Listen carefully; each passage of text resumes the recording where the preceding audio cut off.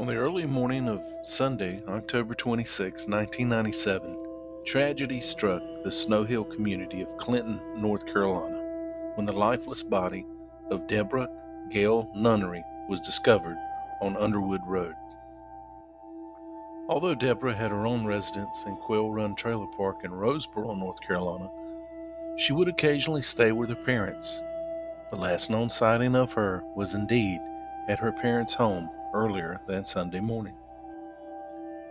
Deborah, a 40-year-old mother of one, was approximately 5'4" in height with blue eyes and brown hair. Despite battling asthma, she would engage in exercise walks around the homes of her relatives. On that fateful Sunday, she was seen wearing a long-sleeved brown shirt and blue jeans. Despite exhaustive efforts by investigators, no arrests have ever been made in connection with Deborah's tragic demise. The plea for information extends to anyone who was in the Snow Hill community area of Clinton off Highway 24, also known as Roseboro Highway, on that Sunday morning in 1997. If you have any information related to this case, please reach out to the Sampson County Sheriff's Office at 910-592-4141. If you have any missing since July 16, 1995, Tammy, then 37 years old, was a Caucasian female who was last seen in Leland, North Carolina. She stood about 5'5" and weighed around 140 pounds. She had distinctive features: blonde hair, blue-gray eyes, a missing finger on her right hand. Tammy also had tattoos of a red rose with the name Tanya, a skull with the name Joshua on her upper arm, and more tattoos on her back and shoulders, as well as above her breasts. Some agencies may also refer to her as Tammy Oglesby Ferguson. The unsettling details of Tammy's disappearance revolve around her last communication, a call to her mother from a payphone at a gas station on the corner of South Navassa Road and Village Road in Leland, North Carolina. This was the very last time anyone has ever heard from Tammy.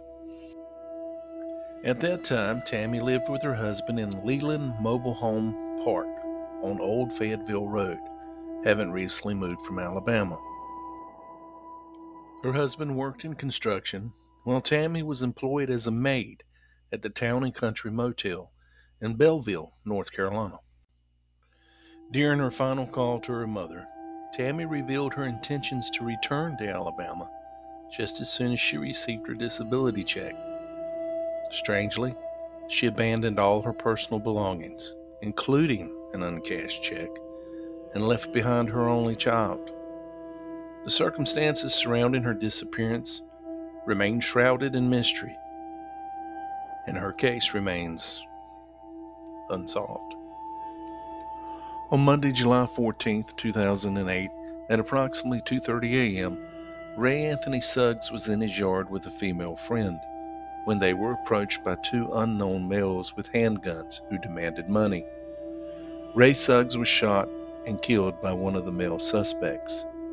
Both suspects fled from the area. The murder of Mr. Suggs occurred at 710 William Street in Kinston, North Carolina.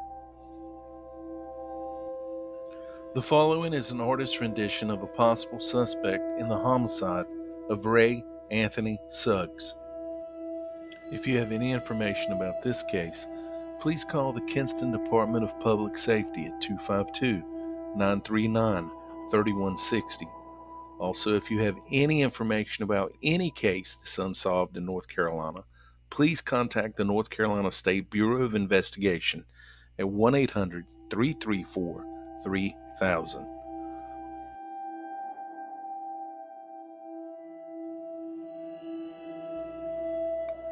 On Saturday, February 14, 1987, Pamela Michelle Murray disappeared from the parking lot of the Ashville Mall in western North Carolina.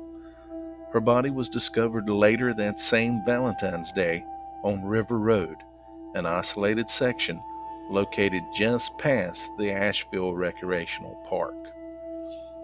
Pam's Oldsmobile Tornado was used to transport her to the River Road area. It appears that she was shot while attempting to flee whoever was attempting to assault her. Her Oldsmobile vehicle was returned to the mall but parked in a different section of the mall parking lot from where the original abduction took place.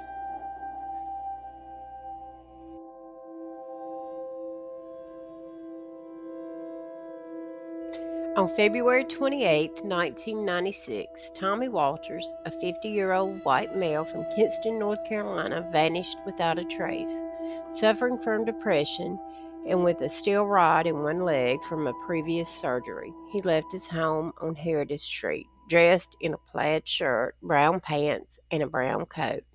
Driving a 1979 Chrysler station wagon with North Carolina plates FRA 1921, Tommy's destination was unknown. His identifiers, dentals, fingerprints, and DNA yielded no leads. His disappearance remains unsolved. If you have any information, please contact the Kinston Department of Public Safety, North Carolina, 252 939 3160.